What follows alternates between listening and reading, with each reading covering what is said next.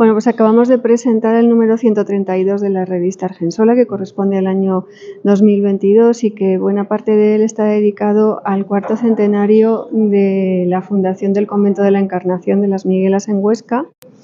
Es una fundación que reviste una cierta importancia porque fue el segundo convento de monjas que se estableció en la ciudad. El primero después de Santa Clara, que es medieval. Este tiene un componente muy importante. Hay una viuda, Ana Santapau, que casi centenaria, consiguió hacerse con la herencia de su difunto marido y cedió todas sus propiedades, incluida su casa en la calle de Pedro IV, al convento de los Carmelitas Calzados de Huesca, con la condición de fundar un convento de monjas donde pudiera entrar ella y alguna sobrina. Al final entró solamente una sobrina. Bueno, pues de ese convento se han cumplido nada más y nada menos que 400 años en el año 2022 y en la sección temática de la revista Argensola más un artículo del boletín de noticias pues ha cubierto buena parte de la historia de ese convento que hoy hemos recordado de una manera muy vivencial con las monjas, las 7 carmelitas calzadas que todavía están viviendo en este convento y la anterior priora, Sor María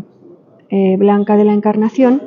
hizo un trabajo espléndido mostrando cómo ha cambiado el convento desde el siglo XVII hasta la actualidad, cómo se ha adaptado a las necesidades de los tiempos, cómo han superado problemas, guerras, en fin, muchísimos problemas, y nos ha dado ejemplos de cómo han cambiado diferentes espacios que para un profano pueden parecer 4 paredes, pero para la gente que conoce todo lo que ha pasado ahí es como abrir una puerta a la historia. Ha sido muy emotivo y también muy emotiva la participación de María Jesús Torreblanca, la archivera, que ha desarrollado básicamente un resumen de la historia del convento y se ha centrado sobre todo en nueva información sobre los siglos XIX y XX. Es una de las personas que, como ella misma ha dicho, yo no me había dedicado a este tema, pero que, pues algo tiene la historia que engancha a quien se acerca a ella. Y también hemos contado pues con la participación fantástica de Jesús Tejada, el arquitecto que restauró el interior de la iglesia, que descubrió el artesonado de madera, 2 aguas sobre arcos diafragmas original de la iglesia medieval, que solamente se veía, como nos ha explicado en su intervención, en la parte del coro, un coro alto que se quitó con todos los accesorios, como nos ha dicho también, de poco valor arquitectónico, y se recuperó un edificio medieval pues muy interesante en el que hemos estado pues disfrutando de toda la compañía de quienes hemos participado en este número de Argensola, que, como siempre digo, pues en la andadura participan muchas personas y hay que agradecer pues especialmente a los responsables del Instituto de Publicaciones, Teresa Sas, la correctora de estilo, Ana Vescós, todas esas personas que tienen una labor más callada, pero que hacen que la publicación pues salga adelante y ya sean 132 números desde 1950. Bueno, así que les invito a todos a leer este número de Argensola y a disfrutar sobre todo de la sección temática y de ese artículo del boletín de noticias donde situó la primera residencia de las Carmelitas en la calle de Pedro IV, haciendo esquina con la calle de Nuestra Señora de Cillas. Sí, para mí ha sido un descubrimiento enorme y una satisfacción poder ver tanta historia y de manera tan viva, desde la fundación hasta nuestros días. Sí, poder leer el testamento de Ana de Santapau, de la fundadora, a mí me parece un privilegio escuchar qué era lo que ella quería, cómo lo quería, es algo estupendo. Pues un pedazo de la historia de Huesca que les va a relacionar muchas cosas. y que sobre todo el papel de los conventos en la sociedad y las nuevas órdenes, todo eso yo creo que es algo que ahora no se estudia demasiado y es muy, muy interesante, mucho satisfactorio, muy satisfactorio. Poder leer al Padre Huesca, y de verdad que lo recomiendo, una experiencia a recomendar. Bueno, quiero decir en primer lugar que ha sido un placer para mí poder colaborar en la revista Argensola en ese número especial conmemorativo del 4º centenario de la fundación en Huesca del convento de las Carmelitas Calzadas, que conocemos como las Miguelas. Ello me ha hecho revivir intensos momentos de mi vida profesional y también personal. Primero en relación con el propio Instituto de Estudios Alto Aragoneses, sede de la revista, al que me incorporé como consejero junto con otros jóvenes profesionales, siendo director Agustín Ubieto allá por el año 85, nada menos. Éramos profesionales que estábamos en el comienzo de nuestra treintena y pertenecíamos a ramas distintas de las que tradicionalmente habían sido el leitmotiv de los estudios del propio instituto, como eran la historia y las ciencias sociales. Pues entramos, Agustín lo quiso así, ingenieros, arquitectos, algún científico. Se creó el área de ciencia y tecnología que tuve el privilegio de dirigir hasta que fue sustituido por José Antonio Cuchín, que lo ejerció muchos años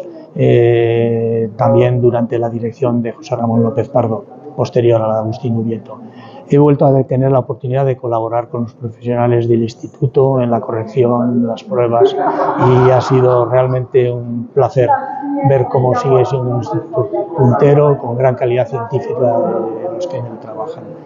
En segundo lugar, con las propias Miguelas. Acabo ahora de saludar a las monjas. No solo fue una obra importante en mi vida profesional y más en aquellos años casi iniciales en mi profesión, sino que tuve oportunidad de conocer el contenido humano de este convento, lo que implican estas mujeres, su constante pensamiento en los demás y el saber que nos cuidan a todos, como así me han dejado de manifiesto muchas veces a través de sus oraciones. Y en tercer lugar, y por ende de las Miguelas, pues fue por el ayuntamiento, como las conocí y como hice esta obra, por el ayuntamiento de la ciudad de Huesca,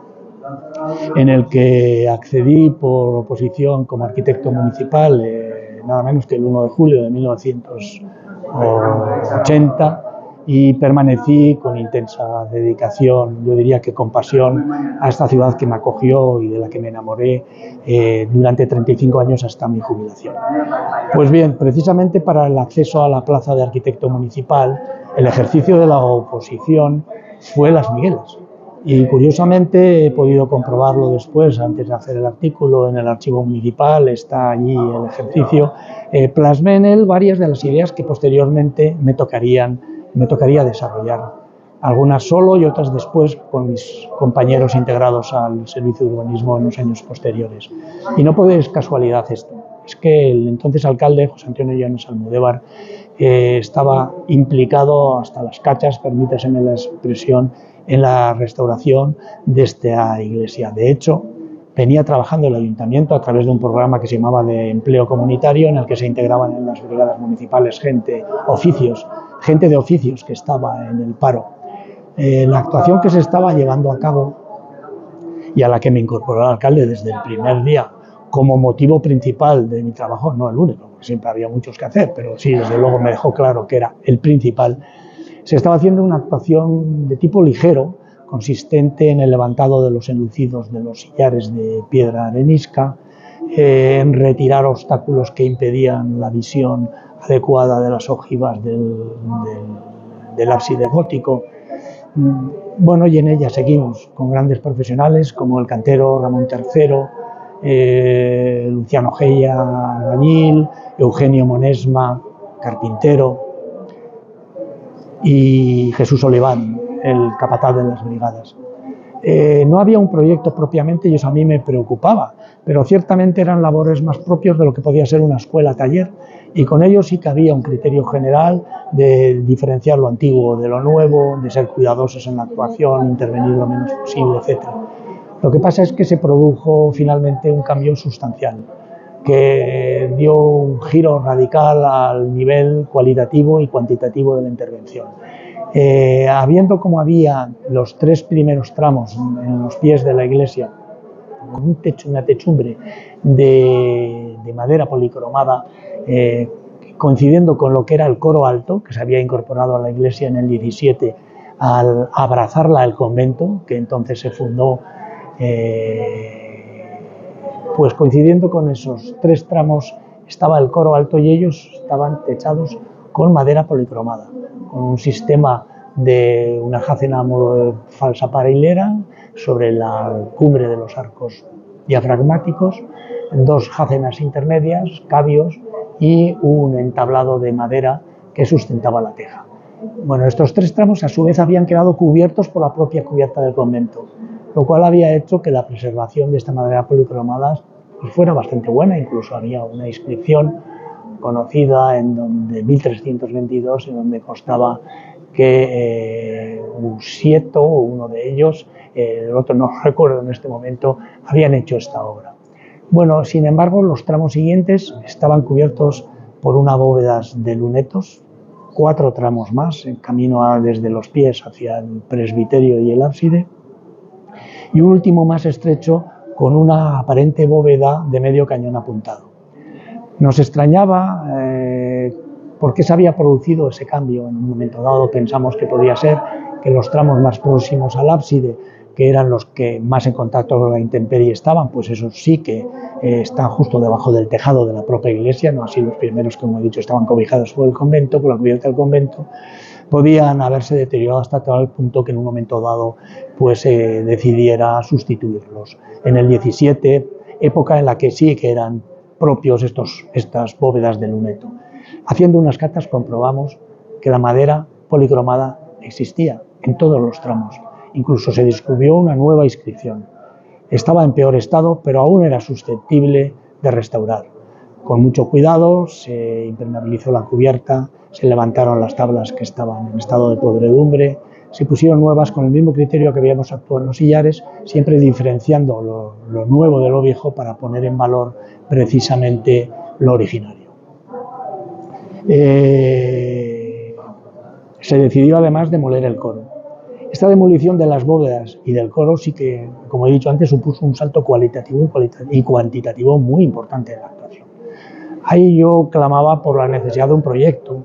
de alguna manera, para justificar esto. Pero la obra se desarrollaba en unas circunstancias muy peculiares. Pues tanto el alcalde Llanas, que como recuerda Sor María Teresa Arroyo en su memoria,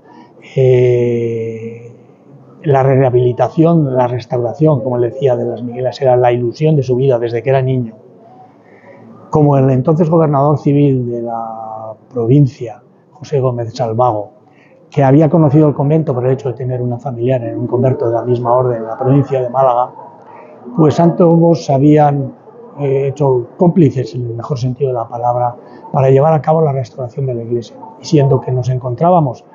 ya con la distribución competencial establecida en la Constitución, de que eran las comunidades autónomas las llamadas a tener la competencia en materia patrimonial, pero todavía sin haberse hecho las transferencias,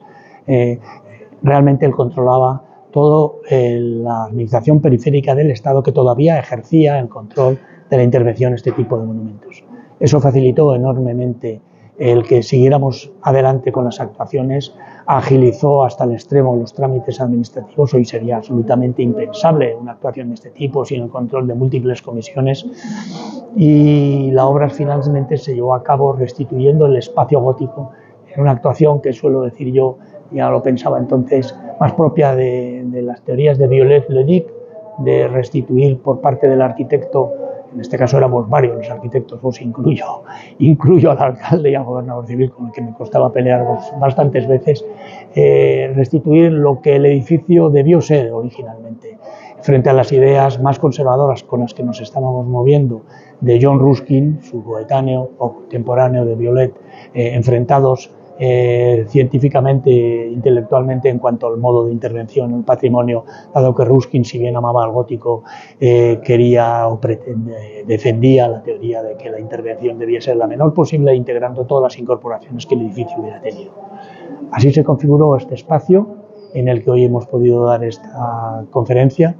y en paralelo además, y ahí sí que con un proyecto y con la actuación de una empresa externa, de 2 grandes profesionales como eran los hermanos Jesús y Mariano Oliván, se procedió a la remodelación del entorno urbanístico. Lo primero, idea que ya apunté yo en mi ejercicio de la oposición, la de demoler el muro del Jardín de las Monjas que ocultaba el ábside en gran parte de su altura, quiero decir, para replegarlo en paralelo al convento, lo que ahora es la entrada a través de la puerta del Crismón, liberando ese espacio como espacio público para la ciudad.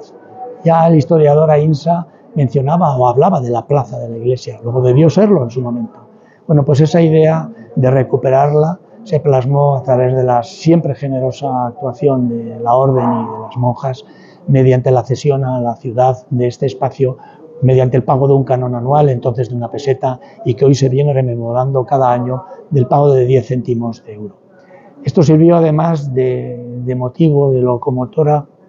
de una actuación de mucho más calado urbanístico, como fue la del Parque de Lisuela. En aquellos años, las riberas de Lisuela presentaban ciertamente un estado lamentable, al igual que la muralla y la parte superior de la muralla. Era una pena cuando esto había sido un lugar de paseo valorado por los oscenses, hasta el punto de que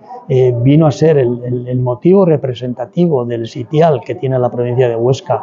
en la sillería neomudéjar de la Plaza de España de Sevilla, que cada provincia tiene un determinado sitial, pues ahí aparece nada menos que en cerámica policromada, nada menos que San Juan de la Peña y la Alameda con el Torreón del Amparo y las Miguelas. Bueno, pues sin embargo, en años posteriores se había perdido ese cuidado por esta zona y era importante recuperarlo. Esto motivó que después, durante años, con diversas modificaciones de planeamiento urbanístico y con la intervención ya de otros compañeros míos de urbanismo, como Pedro Lafuente, como Alicia Banzo, como Leopoldo Serena y la mía, se plasmó lo que es el Parque de Lisuela en conexión con el de las Mártires y a través del Pinar de la Diputación, integrando el Perpetuo Socorro de una manera más armónica con la ciudad. Bueno, pues quiero decir que fue precisamente el elemento inspirador del entorno urbanístico de las Miguelas. Las obras acabaron en 1983 y al poco se produjo la transferencia en materia de control de las obras sobre patrimonio cultural del Estado a la Comunidad Autónoma de Aragón. Es lo que he venido a rememorar en el artículo y de forma resumida en la exposición que he llevado a cabo. Además de dar gracias a Dios, a nuestra Madre del Coro del Carmelo, a San José y a San Miguel, he de dar las gracias por personas concretas que con su trabajo, ayuda y colaboración han hecho posible lo que parecía un sueño, y además por la forma en la que han realizado ese trabajo, derramando amor e ilusión. Quiero dar las gracias a Dios por Celia Fontana Calvo, por pensar en la publicación de esta revista como homenaje al 4º centenario de nuestra fundación, al equipo de redacción de la revista Argensola y a todos los trabajadores del Instituto de Estudios Altoaragoneses, que con su trabajo oculto han llevado a buen término la publicación del número 32 de la revista Argensola. Por María Teresa Cardesa García, por su inestimable ayuda a la hora de revisar la corrección del artículo. Por mi prima Elena Carreño Vicente, que con tanto cariño y generosidad ha ido plasmando toda la información que le mandaba en los planos que acompañan el comentario de los mismos, con los que hemos podido acercarnos con bastante fiabilidad al edificio en el que las hermanas que nos han precedido empezaron a vivir en 1634. También doy gracias a Dios por José María Nazarre López, por su inestimable apoyo recibido en las restauraciones y obras realizadas en este monasterio, por don Luis García Torrecillas, que fue archivero diocesano, por su inestimable ayuda en la organización del archivo y por ser el primero en introducirme en este apasionante mundo. Asimismo, doy las gracias a Dios por todas las hermanas que me han precedido, algunas fallecidas muy recientemente, y que me han dejado su legado, no solo con su vida y con su muerte, sino también escritos en los libros de comunidad, escritos como Teresa Arroyo, que realizó al final de su vida, y también por la transmisión oral de una generación a otra. Finalmente, he de dar gracias a Dios a la Conferencia Episcopal Española, que el año en que por primera vez fui nombrada archivera de la comunidad, en el año 2005,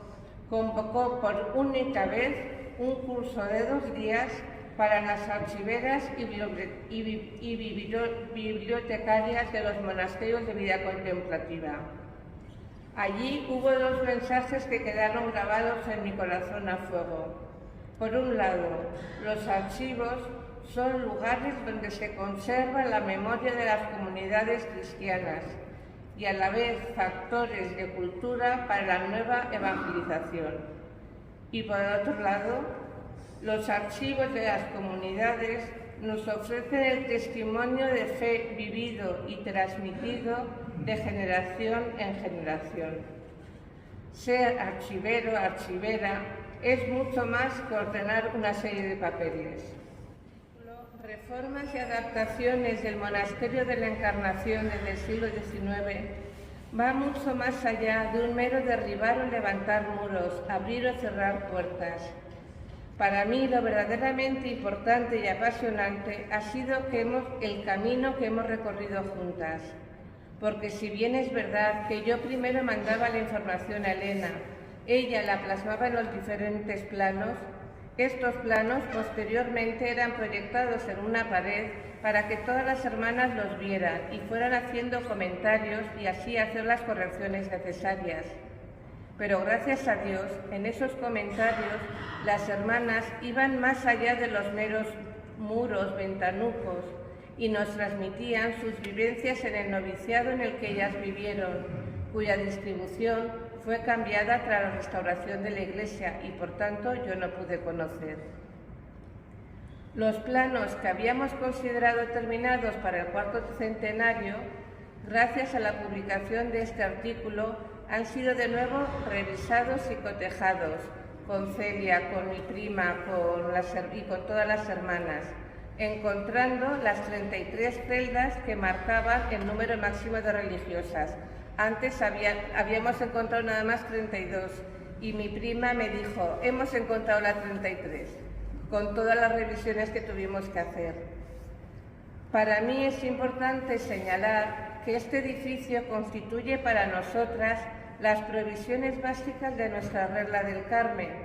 en la que se habla del lugar donde se sitúa el monasterio, de las celdas, del comedor, del oratorio, cuyo fin es ayudarnos a vivir con plenitud nuestra identidad carmelita y contemplativa. Una estructura solo nos sirve si crea un espacio que facilite encontrar un ritmo y un estilo de vida, y esto es lo que nos ayuda a nosotras. Las diversas reformas del monasterio manifiestan que hay vida, que hay deseos de seguir avanzando, adaptándonos a las circunstancias concretas que nos toca vivir con una fidelidad creativa a nuestro carisma carmelita y a nuestro carisma de vida contemplativa, según la evolución de la sociedad, de la Iglesia y según los signos de los tiempos. Para mí ha sido apasionante el comprobar cómo las hermanas que nos han precedido han sabido modificar espacios, estructuras accidentales para conservar lo esencial de nuestra vida, vivir en obsequio de Jesucristo y poder dar fruto abundante. Nada más voy a pararme a señalar una de las transformaciones realizadas.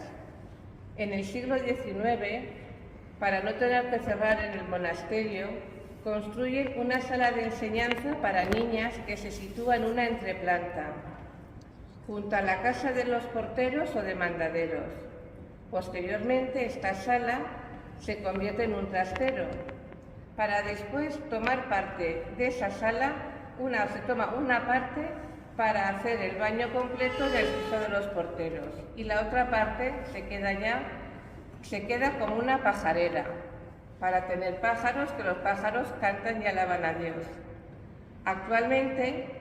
La planta superior del piso de los antiguos porteros ha pasado a ser un lugar donde las jóvenes pueden, a través de un retiro, encontrar un espacio de soledad y silencio para mirar a Jesús, dejarse mirar por Él y encontrarse con Él y con ellas mismas, y así poder orientar su futuro.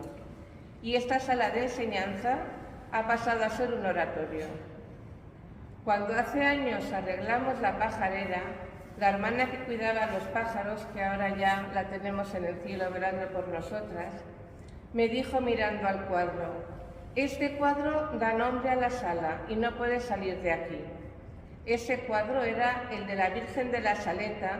que hacía referencia a una aparición de la Virgen María en Francia a 2 niños en un pueblo cercano a la Salet, unos años antes de la construcción de la sala de enseñanza de niñas. Por lo tanto, ese cuadro estaba porque todavía no había sido la aparición de la Virgen de Lourdes, y era un cuadro para niños para que la Virgen protegía a las niñas. Ese cuadro es el que ahora da el nombre al oratorio, lo hemos llamado Oratorio de la Saleta. De esta forma, este espacio retoma parte de la idea inicial de la enseñanza de niñas, pero con un matiz especial. En lugar de enseñar conocimientos intelectuales o costura, queremos llevarlas a Jesús. Queremos que aprendan a orar, y como dice un himno de la Virgen de la Saleta, es ella la que las quiere llevar a Cristo, les insta a vivir en oración y a celebrar el domingo como el Día del Señor. Y este es nuestro sueño ahora, que haya jóvenes que quieran venir a dejarse mirar por Jesús, y que al igual que algunas de esas niñas entraron posteriormente en el monasterio y llegaron a ser carmelitas, el Señor toque corazones para que esta historia de amor a Dios y a los hombres pueda ser continuada con nuevas jóvenes que quieran vivir con nosotras esta hermosa aventura. Os animo a leer el artículo porque es un canto de alabanza a Dios, porque es eterna su misericordia, porque sin Él no tendría sentido la existencia de nosotras que viviéramos aquí. Entre líneas aparece la fe vivida de tantas hermanas. Pienso lo difícil que debió de ser para ellas disponer una vivienda aislada para el confesor, porque eso les supuso renunciar al recorrido perimetral del edificio, pero ellas lo vivieron como un momento de poner la vida espiritual por encima de todo lo demás. Ojalá ahora, en estos tiempos tan complicados en los que nos encontramos, tengamos el coraje y la audacia de escoger opciones valientes y creativas para seguir construyendo la historia de nuestro monasterio, donde se ha vivido siempre el amor de Dios y el amor a la humanidad, construyendo una historia donde el amor de Dios triunfa sobre el mal y podamos seguir transmitiendo la grandeza de la fe vivida de generación en generación. Muchas gracias. Les dije, yo hay 2 palabras que resumo